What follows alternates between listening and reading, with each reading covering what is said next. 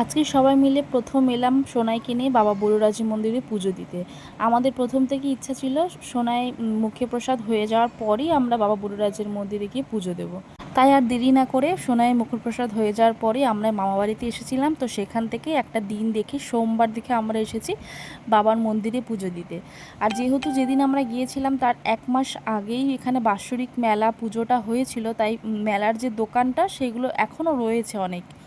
তো আমরা সকাল সকাল চলে এসেছি, ঘুম থেকে উঠে ফ্রেশ হয়ে সোনাইকে নিয়ে। ও গাড়িতে তো ঘুমিয়ে গেছে, মন্দিরে আসার পরও ঘুম থেকে উঠে গেছে।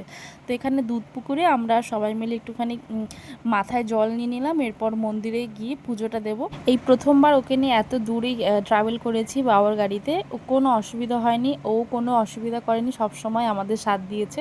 গাড়িতে ঘুমিয়ে গেছিলো, তারপরে মন্দিরে নামার পরেও ঘুম ভেঙে গেছে। এরপর আমরা মন্দিরের দিকে প্রবেশ করব। আর যেহেতু সোমবার ছিল, বেশ ভালোই ভিড় ছিল। এখান থেকে আমরা একটা ডালা কিনে নিয়েছি। আগে না, যখন জ্যৈষ্ঠ মাসের পূর্ণিমাতে বাবা বড়ুরাজের বাৎসরিক পুজো হতো, প্রতি বছর আমরা আসতাম। এই মন্দিরে ঠিক পাশেই আমার মামা বাড়ি, তো সেখানেই আসতাম প্রতি বছর। খুব আনন্দ করতাম। ভোরবেলায় সবাই মিলে গঙ্গা থেকে জল নিয়ে হেঁটে জল ঢালতাম সবাই মিলে। আলাদাই একটা শান্তি লাগতো। এখন আর সেই দিনগুলো খুব মিস করি। বিয়ের পরে 1 বছর যাওয়া হয়েছিল, তারপর থেকে আর যাওয়া হয়নি। তো ভেবেছিলাম যে সোনাইকে নিয়ে আসবো। তো জ্যৈষ্ঠ মাসের পূর্ণিমা তিথিতে যখন বাৎসরিক পুজো হয়, প্রচুর ভিড় হয়, তাই তখন আসা হয়নি।